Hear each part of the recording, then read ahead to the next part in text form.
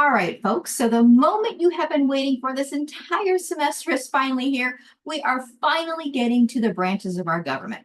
So we're starting off today with Chapter 11, which is we're going to talk about our United States Congress.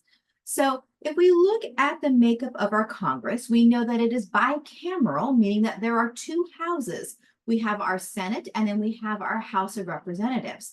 Our Senate is going to consist of two senators from each state. So in the Senate, we're going to have a smaller body, and each state is going to have equal representation in the state. We call these individuals our senators. Now, on the other hand, in the House of Representatives, we have the seats are distributed according to the population of the states. So the larger the state is, the more seats you will have. The smaller the state is, you may only get a few seats or one seat in the House of Representatives. So the current number of members in our Senate is 100 because we have 50 states. And the current number of representatives in our House of Representatives is 435. That number came about in 1922 when Congress set the number at 435. If we contrast that with our very first Congress, we see that our Senate had 26 senators because we only had 13 states, and we only had 65 representatives in the House of Representatives. Now, the number of seats that we get in the House of Representatives is dictated to us by our U.S. Constitution.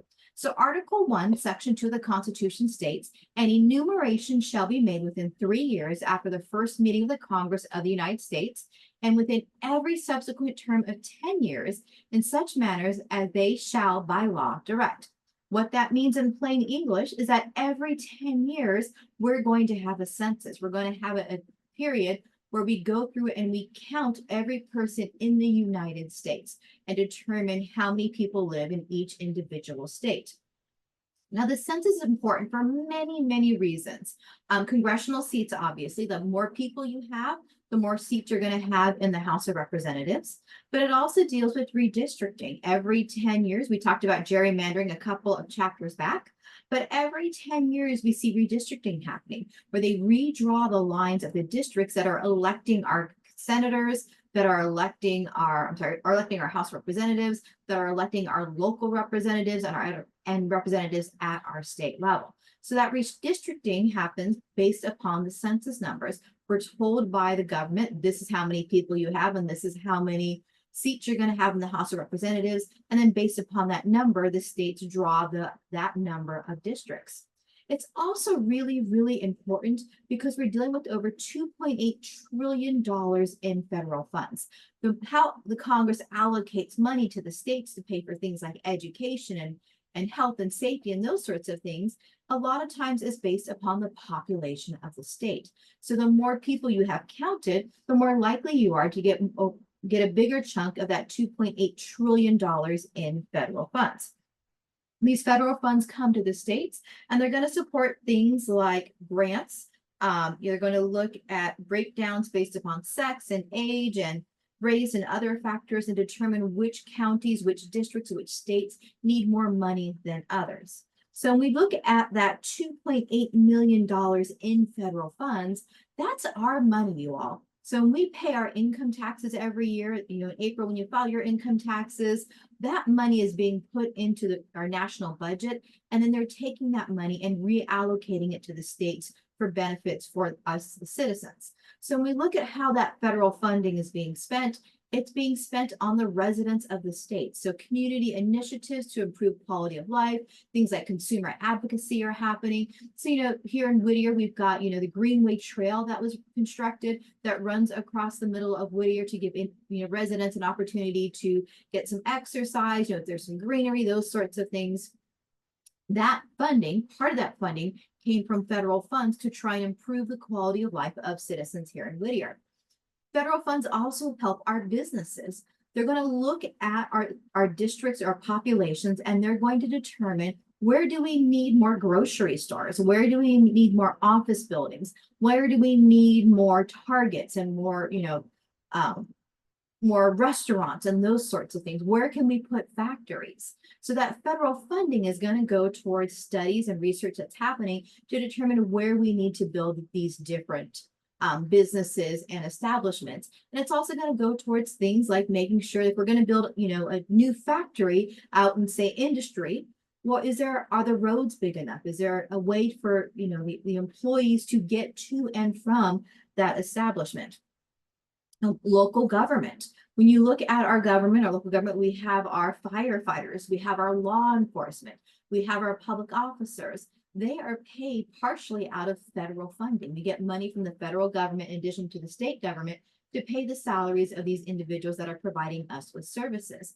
Federal funds also going to things like new schools. When they do that census count, if they see a particular district or a particular neighborhood has a huge influx of young families, then that's going to tell them that they probably are going to need more schools to accommodate the children that are coming from these young families. Also, it goes the same with we're looking at and we're seeing a lot of older families. So we have a large senior citizen community. Then we're probably going to need more things like more hospitals, more medical facilities, more, boarding care facilities or senior assisted living housing, those sorts of things. So the federal funding is going towards those sorts of different services for the people in local government. And then our real estate developers and city planners are using those federal funds and that information from the census to plan where we need new homes. One of the big controversies here in Whittier is the lack of affordable family housing. So we're seeing lots of, condominiums, townhouses going up, and a lot of the residents of Whittier aren't real thrilled about this because it's going to increase traffic in the city of Whittier. But these developers and city planners are looking at the population of Whittier, how many people are living in Whittier, and how many homes are available. And if there aren't enough homes to house everyone living in Whittier, then they're going to add on new homes. They're also looking at ways to improve neighborhoods. So again, they might increase the size of the city streets to accommodate the traffic that's coming through. They might look at creating more local parks for the families to take their children to on the weekends. Those sorts of things are all being taken into consideration based upon our census counts, and the federal funding is going towards these different causes. Now, if we jump back to Congress, we know that the House of Representatives are chosen based upon the numbers that we get from the U.S. Census. So our legislators are what we call the members of Congress. So the members in the House of Representatives, the members of the Senate are legislators, meaning they are the ones that pass the laws for our country. So you hear a lot about, the president should be doing this or the president isn't doing that. And that's a little dishonest sometimes, because what we see is that our legislators, our Congress, are the ones in charge of passing laws. The president can do direct action, and we'll talk about that next week. But for the most part, the president doesn't have the ability, or the president does not have the ability to pass a law. Congress has to pass that law. So we see our congressional members basically passing laws and setting policies for the entire United States. Now, our legislators have sort of a dual role because they are elected by us here at the state or at the district level. And because we are the ones selecting them and electing them, we expect them to listen to what our needs are and to make decisions that are going to benefit us. At the same time, though, in addition to just representing us, they're making decisions on behalf of the entire country, and their salaries that they are receiving are being received from the federal government. So they sort of have this dual role of needing to make sure that our needs are satisfied and taken care of, and also that the federal government needs are satisfied and taken care of. When they are sworn into office, they are required to support and defend the interests of the nation as a whole, so the entire country.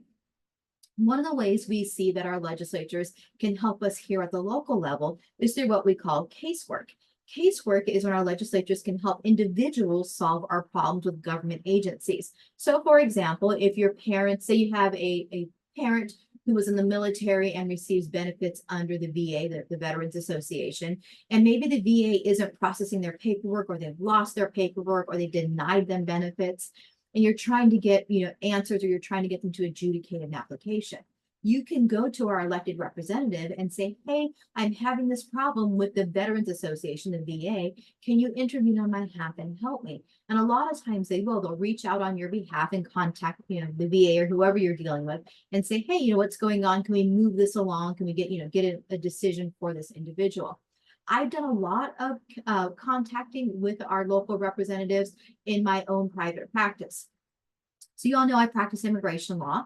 And what we see a lot of times is immigration officers are overworked. They have far too many cases that they can't handle. And because of that, cases tend to get lost in the shuffle. So we'll see sometimes, a case might be set on a shelf somewhere and then they forget about it. And it might take longer than normal to get a decision on that. So I've been able to reach out to our elected representatives and say, hey, we've got this case with Immigration and Naturalization Service. It's been pending, these cases normally take like a year and it's been there for 2 years and we can't get any action on it. Can you please inquire on our behalf and see what's going on? And doing that, we've been able to get immigration to sort of move cases along or give us decisions on cases that have been pending for too long. Now, the nice part about casework is it's available to everyone. And it doesn't cost anything. So if you or one of your family members is having an issue with a governmental agency, you can reach out to your local elected representative at any time and say, hey, I need some help. And they will have their workers or their assistants help you with whatever issues you are having. Now, we know that our Congress is bicameral, meaning we have 2 different houses. The House of Representatives is that bigger house. It has 435 members. And it's seen as the less prestigious house because it is bigger. So to be a member of our House of Representatives, the minimum age is 25 years old, which means that there are some members of this class right now that are qualified to be members to make decisions for us in the House of Representatives. You have to have been a citizen of the United States for 7 years, and that requirement means that you don't have to be a natural born citizen. So you could have been born somewhere else, come to the United States and naturalize, and then 7 years later, you can run for the House of Representatives. We have several members of our current House that were not born in the United States that did exactly that and naturalized.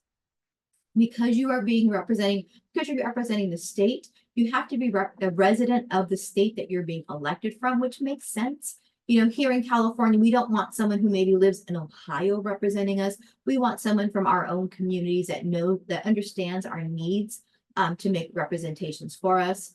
Our reps serve 2-year terms, so they're in there pretty quickly. Because these terms are so short, the House of Representatives members of the House have to get work done fairly quickly. The American public has a short attention span, but not that short. So if a representative makes a promise to get something accomplished and then they don't do it or they do some action that the public doesn't like, that when they're up for re-election that next year or 2 years, the public's likely to remember that and not re-elect them. Now we see that our representatives in the House are elected from the congressional districts that are drawn up by the states. So remember, after the census count is done, redistricting happens, and those districts are going to be the ones that elect the actual House of Representatives. All right. When we look at our House of Representatives and that minimum age of 25, our youngest member is Maxwell Frost, who was 25 when he was elected and is now currently 26 years old. All right. Now, in the other house, the much smaller, more prestigious house, we have the Senate. Now, because it's more prestigious, we have higher requirements. So the minimum age here is 30 as opposed to 25. Our youngest member is Georgia Senator Jon Ossoff, who is 37 years old. In order to be a member of the Senate, you have to have been a citizen for 9 years and a resident of the state as well. So again, you don't have to have been born here. You can naturalize, but you have to have been a citizen for 2 years longer than the members of our House. You serve 6-year terms, meaning that you're in there for 6 years. So you have longer time to get things done. So if a senator messes up in their first year or two, in 4 years or 5 years when they're up for re-election, the public's not as likely to remember that they messed up when they're re-electing them. And because they are serving the entire state's population, they're going to be elected by the entire state's population as well. Now, if we go back to our founding fathers, when they were drafting our Constitution and deciding about this bicameral legislature, we see that their founding fathers didn't really trust us to select who was going to be in the Senate. They wanted to give equal representation to the states, but how that representation was supposed to happen was these state legislatures were supposed to choose who our senators were going to be. So again, indirect democracy, instead of us being able to say, we want this person to represent us, we were giving that power to our state legislatures to choose who our senator was going to be. That all changed in 1913 with the 17th Amendment, and senators are now voted on by the people of the state itself. Okay, lecture review question number 1. What are the minimum requirements to be a United States Senator? Okay, so let's take a look at our US Congress. So what we see historically, Congress has been overwhelmingly comprised of white males, and those white males tend to reflect the values of the upper to middle class America. So when we look at who is serving us in Congress and the decisions that they were making and the laws that they were passing, by and large, those laws benefited the elites in our country, the upper to middle class. The laws rarely were benefiting the lower income or the everyday people. So if we look at the Congress that we have now, the chart that you see here is from the Pew Research Center, and they went back to 2001 up to 2023. And they looked at the non-white members of the U.S. House and the Senate by race and ethnicity. Now, remember, we have 535 members between the Senate and between the House of Representatives. If we go back to 2001 and we look at those numbers, we have it broken down by African Americans, Hispanics, Asian Americans, and American Indian and Alaska Natives. We look at out of that 535, y'all, we've got 36 African Americans, we've got 19 Hispanics, 7 Asian Americans, and 1 Native American. So that number, if we add that up, that comes to 20, 50, comes basically around, I can't do math in my head right now, I apologize. That's 20, 56, a little bit over 60 members of our Congress out of 535 were minorities. And this was in 2001, so probably before most of you were born. We jump to 2023, we see those numbers have increased dramatically, but it's still not proportional to the population of the United States. So in 2023, we had 60 African Americans, we had 54 Hispanics, we had 18 Asians, and then we have 5 American Indians and Alaska Natives. So we add those numbers up and we're looking at right around 140 or so of the members of our Congress are minorities. So still 140 out of 535 is still less than a fourth of the members of Congress. So when we see decisions coming out of Congress and they're not benefiting us, the average person, we can look at our representatives and see, is that the reason why? Is it because, they aren't facing the same issues that we in our communities are facing? Okay. If we take a look at the House of Representatives and how it is organized, we see we have the majority party and then we have the minority party in the House of Representatives. Now, it's just what it sounds like. The majority party is the political party that has the greatest number of members. We know from talking about political parties that the Democrats and the Republicans are the 2 dominant parties in the United States. So the majority party is going to be either the Democrats or the Republicans in the House that have the most members. Now, it's really, really important in the House to be part of the majority party because you basically control the House of Representatives. If the majority party gets to choose the officers in the House of Representatives, the majority party gets to control debate that happens on the floor. And when we talk about how a bill becomes a law, you'll see how that's really important because the majority party can say, we don't want to debate that particular bill. And if you don't get to debate the bill, you don't get to vote on it, and it never has a chance of passing. So the majority party can basically kill a bill in the House of Representatives and never bring it to a vote. Majority party selects all the committee chairs and has a majority on all of the committees as well. If you have a majority on the committee and you control the chair, you're going to control the actions of that committee itself. That committee is going to promote your party platform. They're going to make decisions that are beneficial to your party and not necessarily to the other party. We see in the House of Representatives, they vote to choose what we call the Speaker of the House and the Majority Leader, and those are going to be the ones that represent them. So it can happen that the party can pick whoever they want to be the Speaker of the House. So, in theory, we could have a Republican-controlled House that has a Democratic Speaker. That's never really happened, though, and it's not probably likely to happen anytime soon. So if we pause for a minute and look at our current Speaker of the House, this right here is Mike Johnson, and his election to the Speaker of the House was really sort of historic and a little bit, in my opinion, embarrassing for the United States.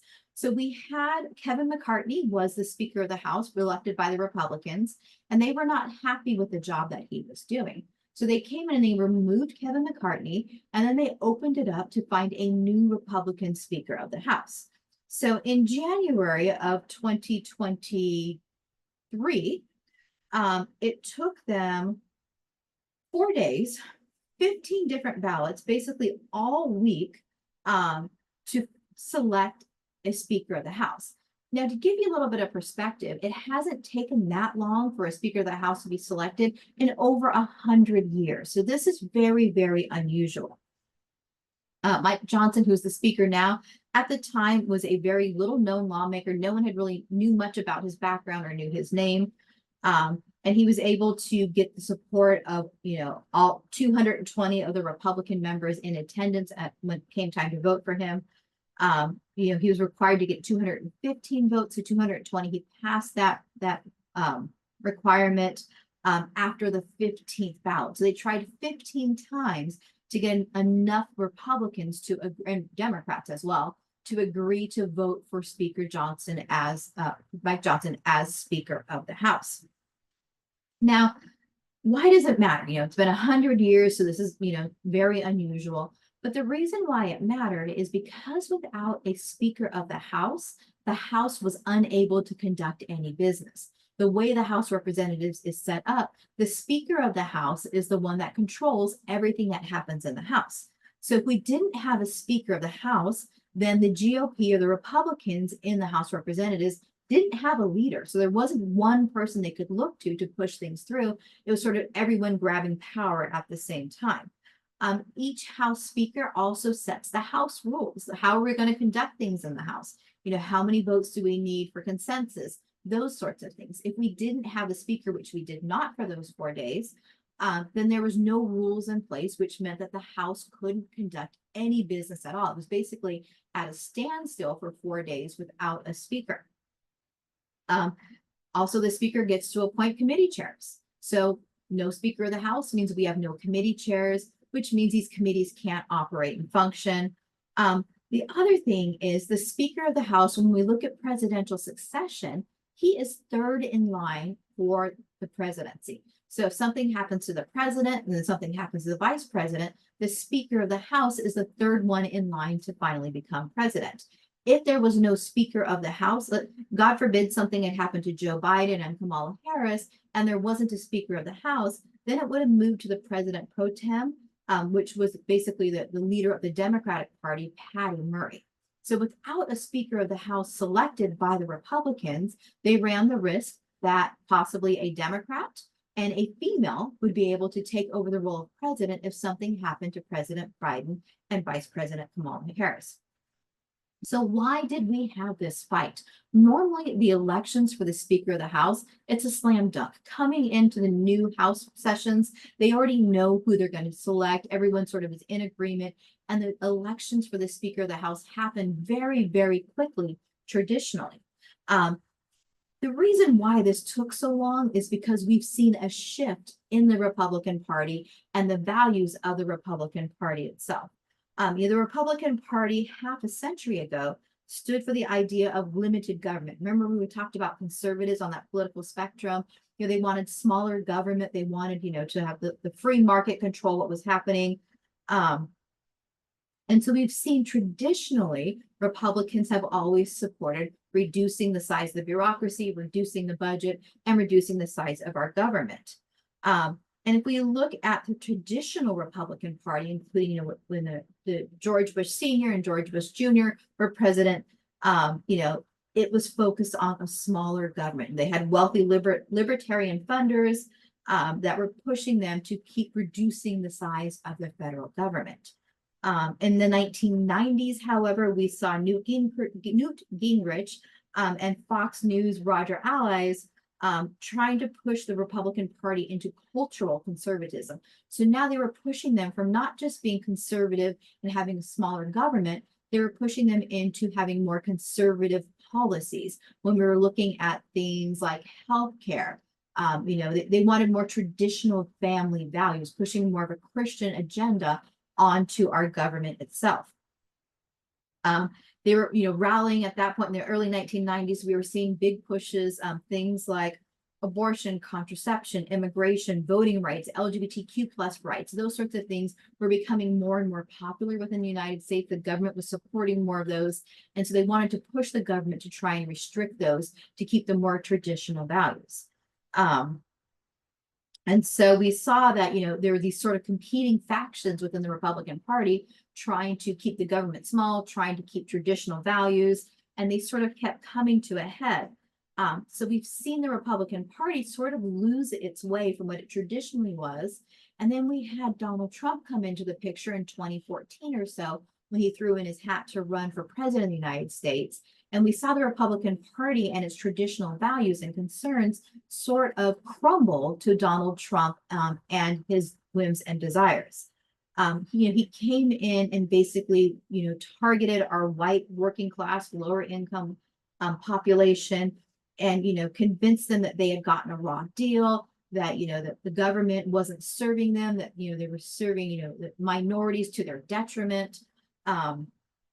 And basically was able to, wind up this population to support him to the point where he pretty much has become almost a cult-like figure for a lot of the Republican Party members. So with the Republican Party where it stands now, they still want small government. They're more focused on cultural wars, attacking things like critical race theory. And we've seen that the Republicans that have pledged loyalty to Donald Trump are the ones that are getting more power within our government. With Mike Johnson, he would not have been elected as Speaker of the House, but for the fact that Donald Trump endorsed him and told the other Republicans in the party to support Mike Johnson as well. So even though former President Trump was not currently president, he still wields all this power over the Republican Party and is able to sort of pull the strings on what the Republican Party is going to support and who they're going to put into positions of power. So let's review question number 2. What are the benefits to being in the majority party of the House of Representatives? So if you are the majority party, what are the perks that you get? All right, that's not what I want to do. Okay, so let's take a look at the minority party in the House of Representatives. So the minority party, their minority leader is going to be selected by the members of the minority party. So again, they vote for who the minority leader is going to be. They don't have as much power simply because the majority party controls all the committees, all the leadership positions, the debates on the floor. But their job is to basically control the minority party, to get everyone in line when it comes time to vote. Both the minority and the majority party have what we call whips. And these whips are selected, they're selected to help coordinate party positions. So those party platforms that they're putting together in the summer before an election, the whip's jobs are to make sure that everyone within the party, within the House of Representatives, is supporting legislation and policies that are in line with the party platform itself. As a whip, sometimes you're making compromises and deals. So you might have a member of your party that doesn't really support a particular policy, but needs support for another policy that they are sponsoring. And so they'll broker a deal between this particular member and that member that they will support each other to make sure their legislation gets passed. Okay, when we look at the House of Representatives, we see that the Democrats and the Republicans have organized themselves differently within the House. So the Democrats have what we call a two-headed executive committee, and it consists of 2 different parts. The first one is the steering panel. So the Democrats have a panel that nominates all the committee chairs and the committee members. And once they're nominated, then the entire caucus or all of the Democrats within the House have to approve those members. So who's going to get those committee chair positions, who's going to be on those committees, is decided by the Democratic steering panel.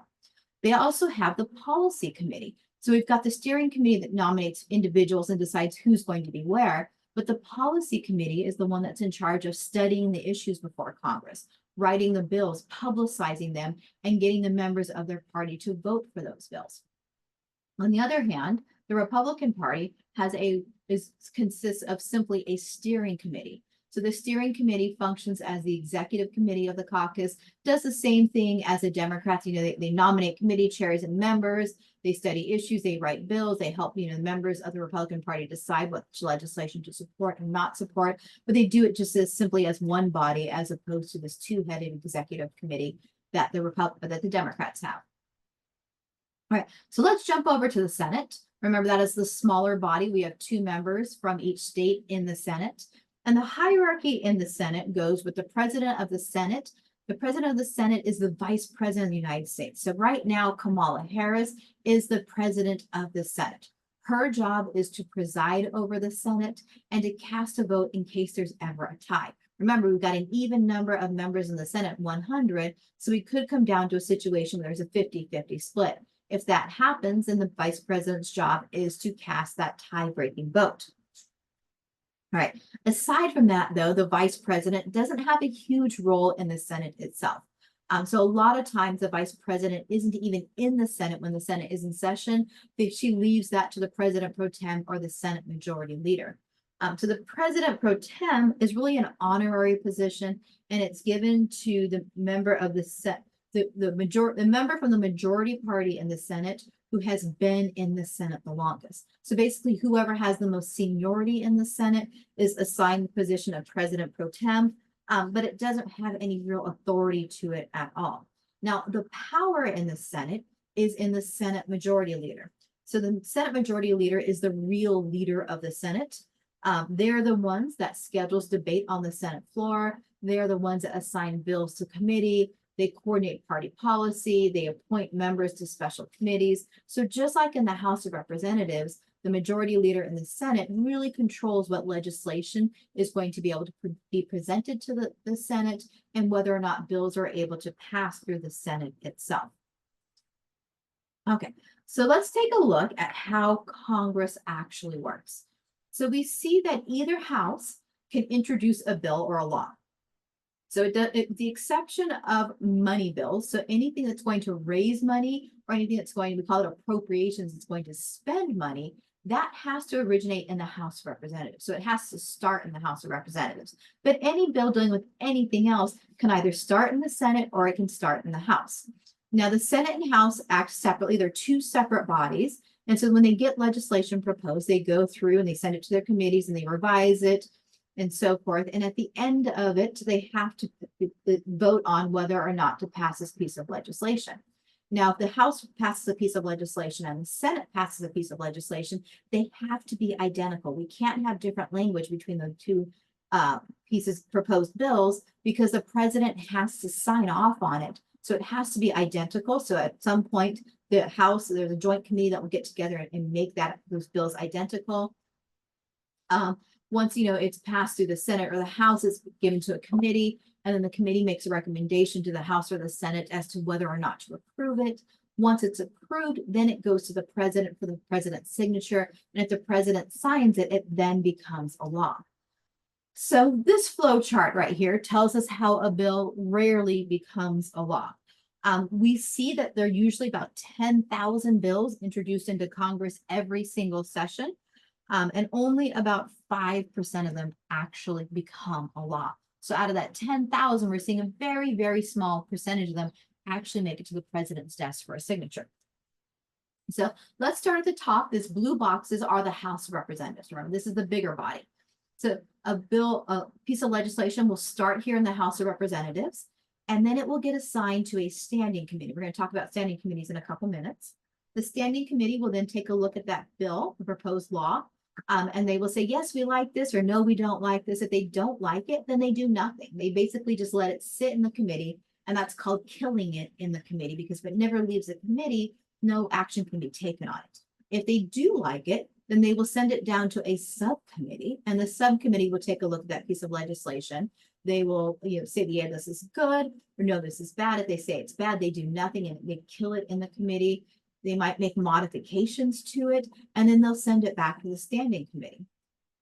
Again, standing committee takes a look at it. If they like it, then they send it to the rules committee, and then the rules committee is the one who schedules it for debate on the House floor. So the rules committee is the one that decides when we're going to have debate on this piece of legislation, how long we're going to debate it, how many people are going to be allowed to talk, the parameters of what they can and can't talk about. They get to set all these limits. Now, just like the committees, if the rules committee doesn't like this piece of legislation or doesn't want it to pass, they do nothing with it and it stays in the committee and it dies. If they want it to pass, they send it to the House floor for debate.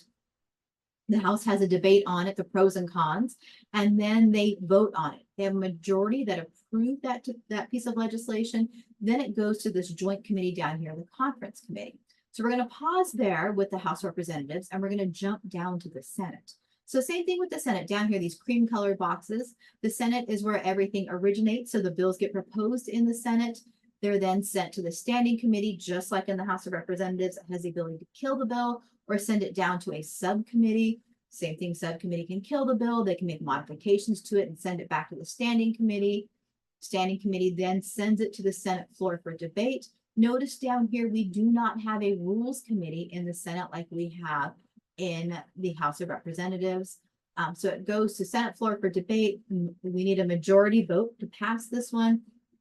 If legislation gets passed at both the House and the Senate floor, it goes to that joint conference committee. And the conference committee is made up of members of both the House and the Senate. And they take the two pieces of legislation and they mix them together to make them identical. So once they've made modifications to make sure that these two particular bills are identical, they then send them back to the floor. So it goes back to the House floor. At the same time, it goes back to the Senate floor, and the House and the Senate have an opportunity to say, yes, we approve of these changes, or no, we don't like these changes. If they approve of the changes, then it's given to the president, and the president can do a couple of things. The president likes the bill, he signs it, and that bill becomes a law. If the president does not like the bill, he can veto the bill, and then it goes back to the House and back to the Senate floor, where they can vote to override the veto. So the president can say no. But if 2/3 of the House and 2/3 of the Senate say, oh, no, we disagree, we think this should pass, they can override that presidential veto and that bill will still become a law. All right, so those standing committees, there's different committees in both the House and in the Senate. We have what we call standing committees. Currently, there are 20 standing committees in the House of Representatives and 16 in the Senate. Standing committees are called standing committees because they are permanent committees, meaning that it doesn't matter which year you go to Congress, you're always going to find these committees in both the House and the Senate. Below those committees, they have their subcommittees where they delegate things down to have the research done, division of labor, that sort of thing. The bill has to be approved by a majority vote in the standing committee before it can be sent to either the Senate or the House for consideration. We also see that there are select or special committees in Congress as well. And these are just temporary committees set up to do specific jobs. So, the impeachment process for Donald Trump, the Democrats set up special committees to investigate Donald Trump to decide whether or not impeachment charges should be brought. We've seen special committees set up to investigate things like Anthony Fauci or to investigate, military operations or those sorts of things to see if everything was done according to protocol or if there were mistakes made in the process. Now, their special or select committees are created for a singular purpose. And once that purpose is accomplished, these committees are disbanded. So these are not permanent committees that you're going to see go on indefinitely. All right. Joint committees are also permanent bodies that are set up to coordinate policy on routine matters. So currently there are 4 joint committees, and these committees, like I forget what we call it now. There are the Joint Economic Committee, which reports to the president on economic matters. We've got these different committees that are set up for them to coordinate policy so that we don't waste time having to redo legislation at the end. Okay. So we look at our House of Representatives, the major committees in the House, meaning these are the most influential and most powerful one. We have the Rules Committee. Remember that Rules Committee is the one that decides whether or not legislation actually gets voted on the floor, if it gets to debate, and what the rules for that debate are going to be. We have the Ways and Means Committee, and Ways and Means Committee deals with raising revenue for the United States government. So we're talking about tax legislation here. They are the ones that pass the tax laws to try and increase revenue. We also have the Appropriations Committee, and the Appropriations Committee is the committee that decides where we're going to spend money, where the budget money is going to go once it's been raised by the Ways and Means Committee. We've seen the Appropriations Committees have done what we call pork barrel bills, which is where members of the Appropriations Committee have legislation basically designed to make them look good back home. So they might, sponsor legislation or approve legislation to give funding for a pet project that would only benefit their local constituencies, so that their local constituencies would then want to re-vote for them when they're up for re-election. We've also seen them do earmarks, which is where they, direct a specific project or a benefit to a specific, area, district, or where that congressperson is from to benefit them directly. Okay. If we look at the major committees in the Senate, they're going to look the same. We have the Appropriations Committee, again, the one that is going to be spending money. We have the Finance Committee, which is equivalent to the Ways and Means Committee, which is raising money. They have the Judiciary Committee in the Senate. So the Senate has the exclusive ability to approve federal judicial nominees. So there's a committee that comes in whenever there's a vacancy on the federal court. The president nominates someone to fill that vacancy. And then the Judiciary Committee sits down and asks them questions. They do an investigation into the individual and their background to determine whether or not they are suitable for the judge position. If they decide that they are, then they present them to the full Senate and the Senate decides. The Senate also has the Foreign Relations Committee, and their job is to be the watchdog over our president's position in foreign policy. So if the president is making decisions regarding things like what's happening in Israel and Hamas, the Senate Foreign Relations Committee is the one that's supposed to be keeping an eye on the president to make sure that his decisions are in line with what's good for the country themselves. Okay, so within Congress, we have all these different areas, these different committees that our Congress people have to make decisions on. Those approximately 10,000 bills that get introduced to Congress every year are going to cover every possible issue you can imagine. So it's impossible for any one person to become an expert in everything. So we see what we call specialization and reciprocity happening in our Congress. Now, specialization is where a member of our Congress and their staff become an expert in a particular area.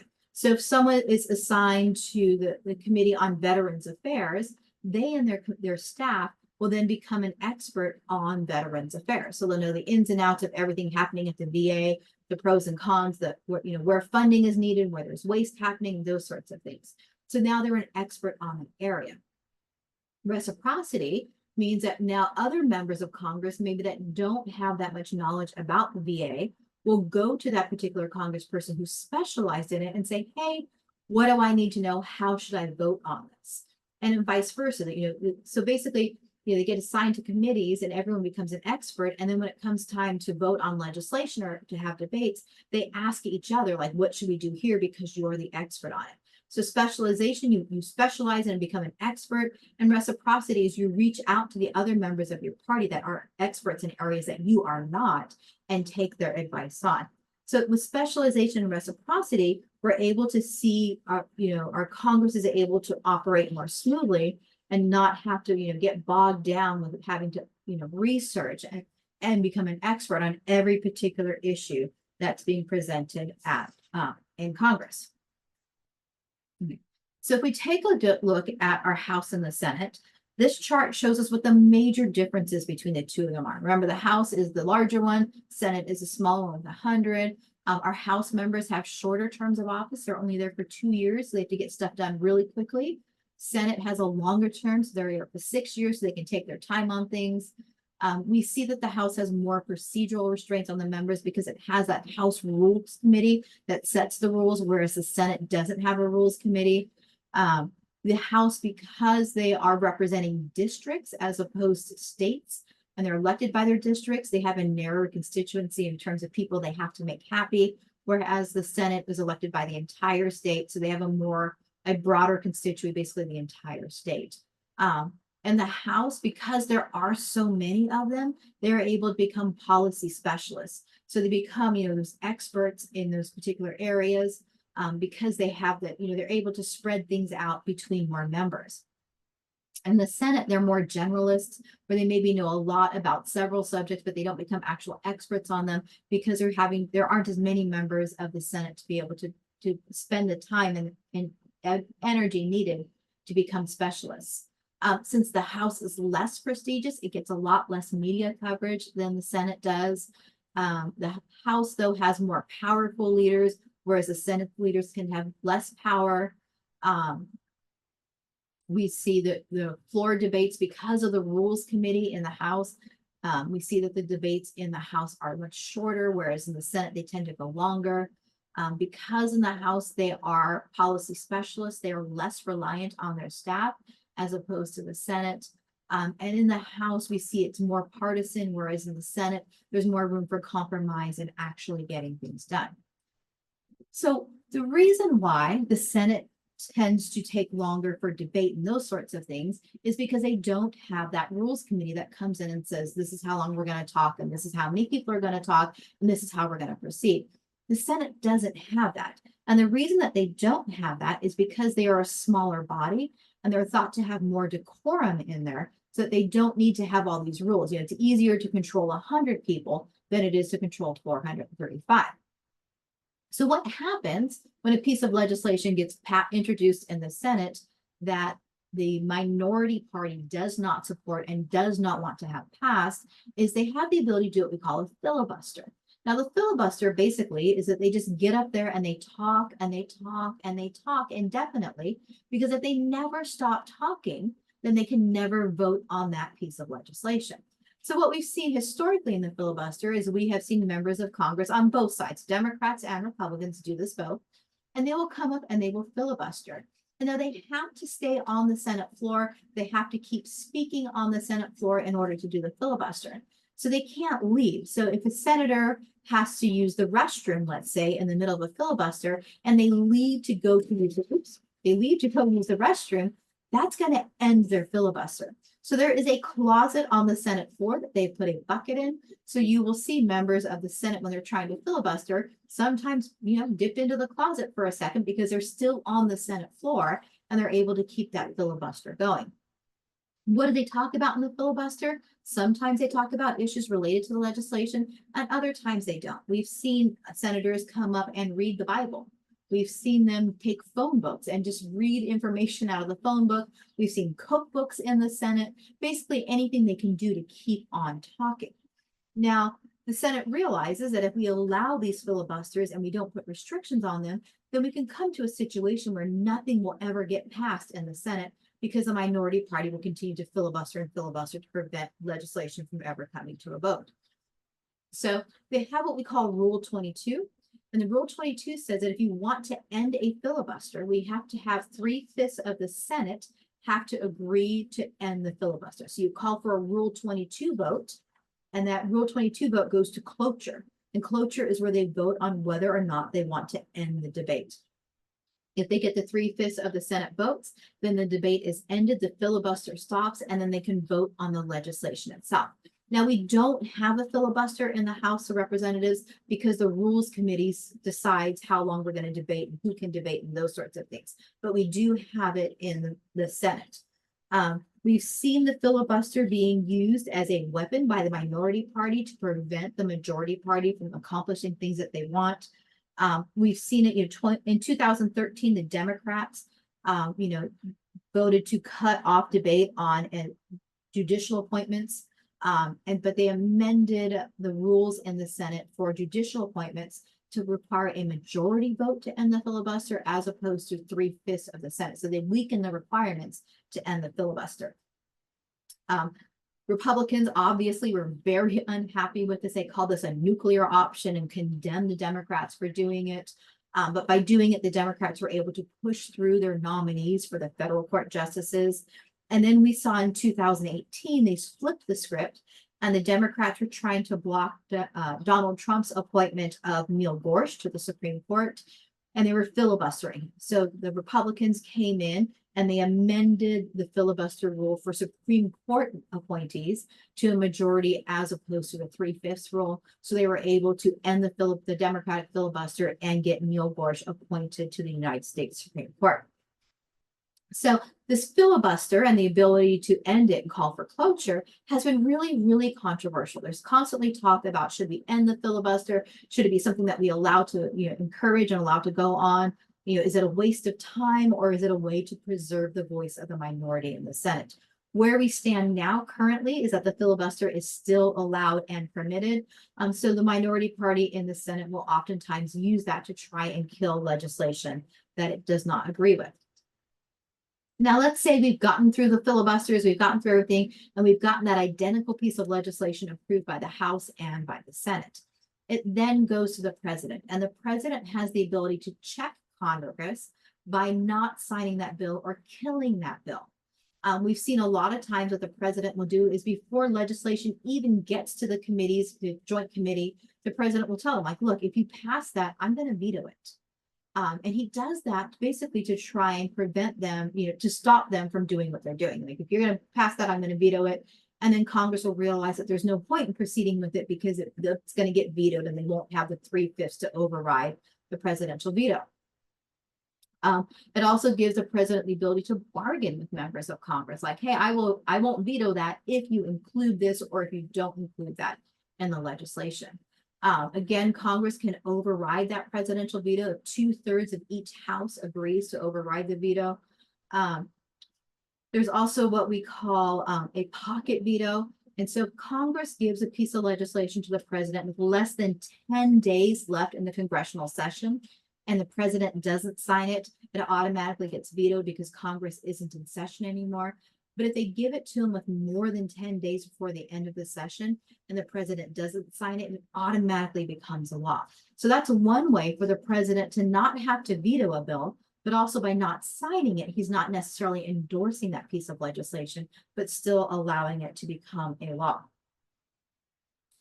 Now, members of Congress have figured out a fairly unpopular way to get unpopular pieces of legislation approved.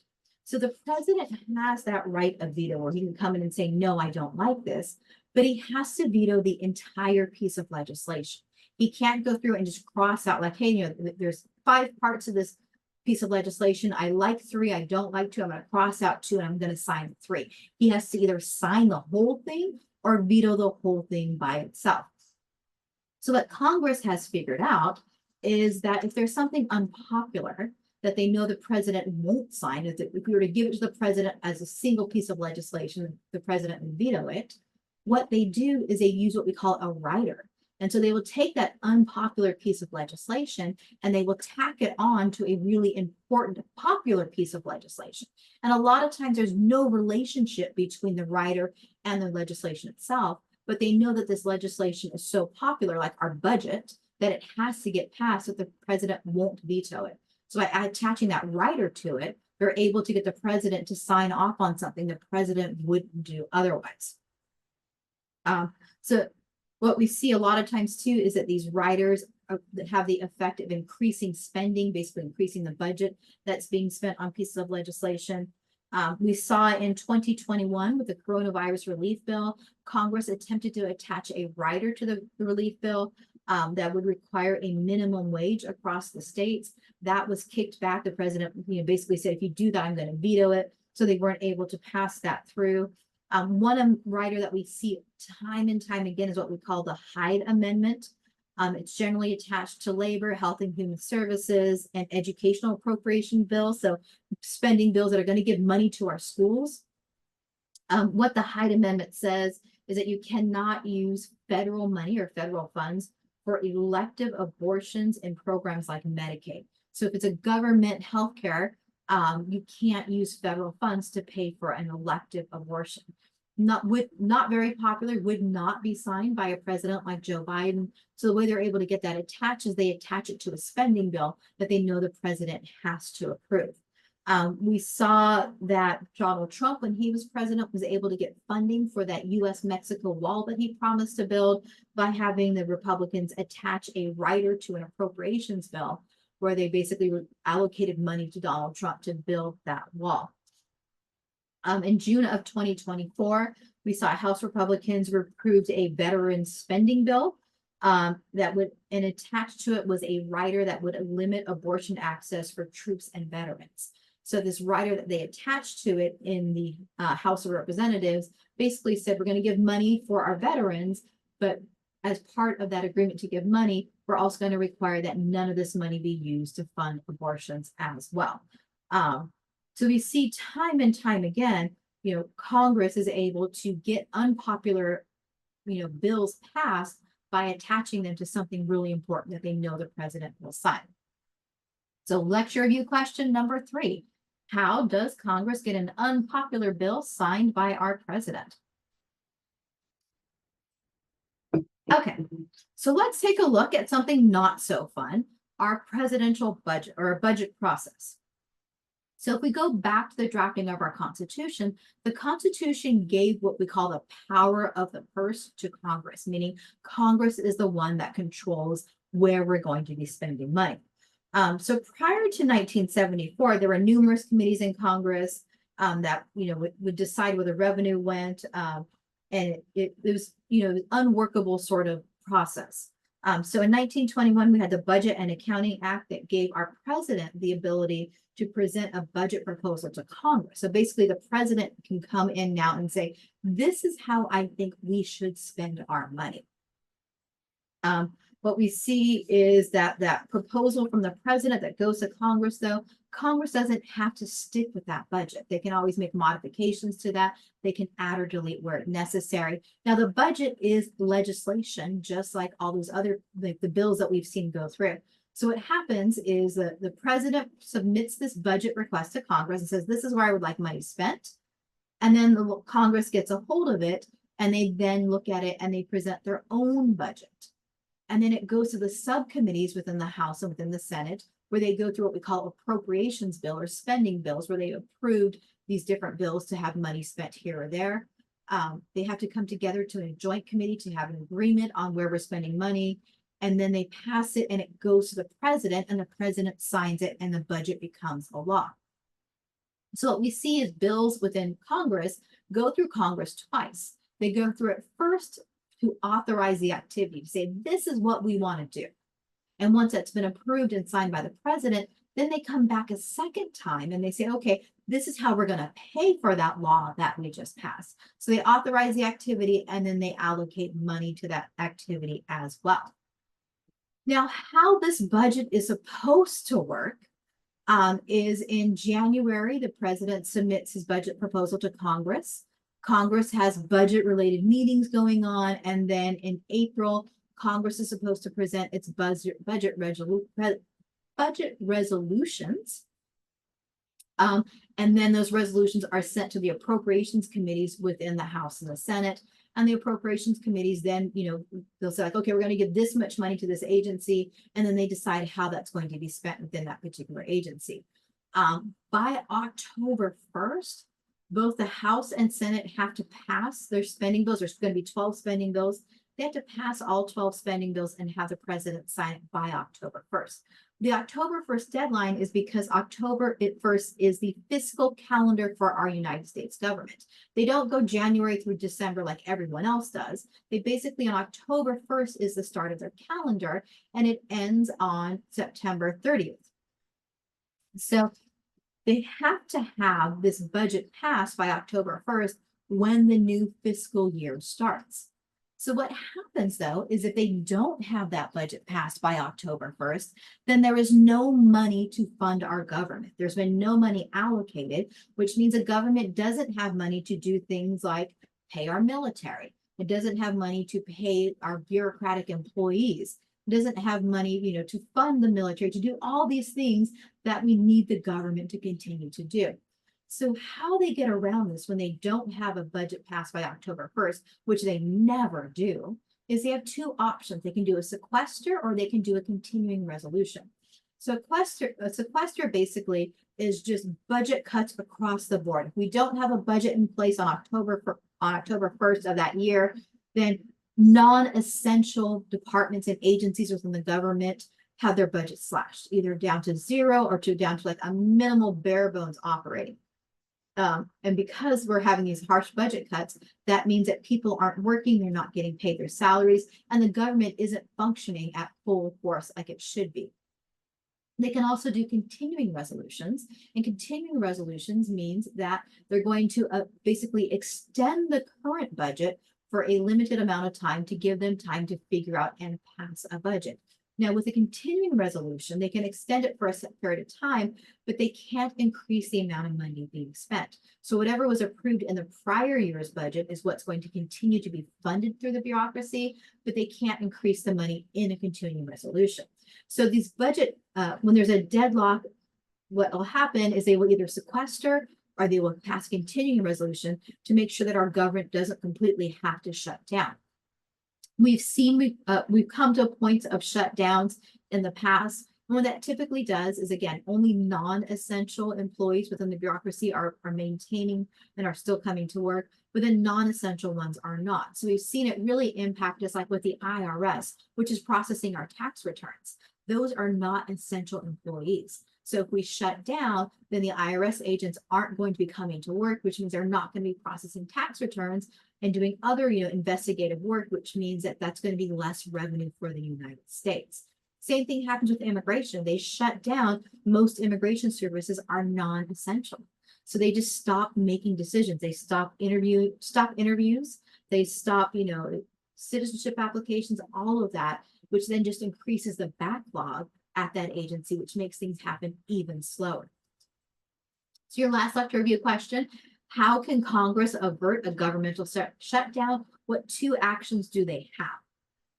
All right, so let's take a look at our budget, the 2024 budget, and what Congress did with that. So remember, October 1st of 2023, Congress was supposed to have that budget passed and the president was supposed to have it signed to keep our country functioning and running.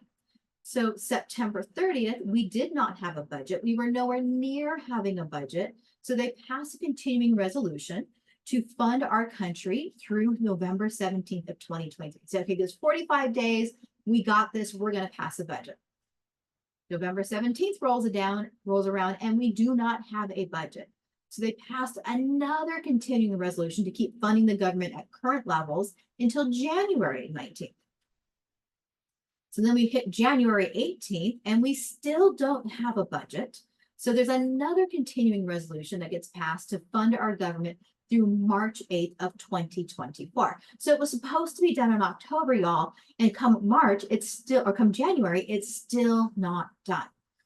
So finally, March 1st, they passed another continuing resolution to continue to fund the government. And then on March 9th, they were able to pass a full year minibus. So basically, there's supposed to be 12 spending bills. They passed 6 on March 8th, and then they were able to pass the other 6 on March 23rd. So on March 23rd, we had our budget. But think about that, y'all. That is 6 months into our fiscal year before we had an operating budget, which means that for the first 6 months of our 2023-2024 fiscal year, we were operating on continuing resolutions, which meant no additional spending was happening. We were basically going bare bones, trying to get things accomplished. Had that not happened by March 23rd, and had they not been able to agree on another continuing resolution, we would have had the sequesters with those automatic budget cuts. We would have seen federal government shut down and stop operating because they couldn't pay their employees. 3 times in the last 11 years, we have had the government shut down. 2013, 2017, and from 2018 to 2019, our federal government, our Congress could not agree on a budget. And so our government shut down. All right. Okay. So we've got our budget in place. One of the big issues that Congress deals with consistently is our debt ceiling. Now, what the debt ceiling is the maximum amount of money that our federal government is able to borrow to finance our obligations. So when those appropriations, that budget that got passed finally in March, spent a ton of money, but we don't necessarily have that much money in our banks and our coffers, right? So the government, Congress, is constantly spending more money than it actually has. So the way they're able to do that is they borrow money. And so when they borrow this money, then it gets added to our national debt. So there is a cap on that debt ceiling, and that the debt ceiling is how much we as a country are allowed to owe. So by law, Congress passes this law and says the United States government cannot borrow more than this much money. We see that, the that the number of, or the amount of money that the federal government has borrowed year after year has skyrocketed exponentially. This chart that you see right here goes back to 1981 to 2023. And if we look back then, our debt, the red line is how much money we owe. The black line is the debt ceiling, the maximum that we're allowed to borrow. We look back in 1981, we're looking at, that's probably about $2 trillion was our debt ceiling, and that's how much we owed. And we see this line, this orange line, and the debt ceiling stays pretty consistent, where we're either right at the debt ceiling or just a smidge below. So from 1981, when we owed about 2 trillion, in debt, to 2023, where we're over 30 trillion, about $32 trillion is how much the federal government owes in debt. So we're basically spending way more money than we're bringing in, and we're not able to ever pay down that debt, and the debt keeps increasing and increasing and getting higher. We've seen that the debt ceiling has been modified more than 100 times since World War II. Originally, it was thought to make it easier for the federal government. Like, if this is how much money you can spend and you can't go over that, then they would give us balanced budgets that will only allocate money that they have to spend. What we've seen, though, is that the government doesn't do that. They continue to borrow, they continue to hit these debt ceilings. So there was a big issue in June of 2023 with our debt ceiling, where we were about to hit our debt ceiling of $32 trillion. Once we hit that debt ceiling, there would be no more money to fund government operations, and we would have a government shutdown. We would also face the issue of the government defaulting on loans. And some of this $32 trillion debt that we owe is owed to foreign actors, to foreign governments. So we couldn't default on that loan and become insolvent. So what Congress did was, in January of 1st of 20, they basically suspended the debt ceiling and saying it's 32 trillion, the cap that we said you can't go over, we're not going to enforce that until January of 2025. And then January 2025, we're going to look and see what our debt ceiling should be. But for the next year, essentially, Congress, or next 2 years, essentially, or a year and a half, Congress, you can keep allocating money, to keep appropriating money, to keep the government funding, keep the government running, even if we go over the maximum amount of money that we're supposed to borrow. So currently the debt ceiling is about 32 trillion, but it's been suspended until January of 2025. And then they're going to revisit the debt ceiling and see how much we owe. All right. To give you perspective, when we look at our debt ceiling of 32 trillion and our gross domestic product, the estimate for how much the entire year is supposed to produce in income for the United States, we're coming in like right under $28 trillion. So in a year, we don't make enough to even pay off this debt.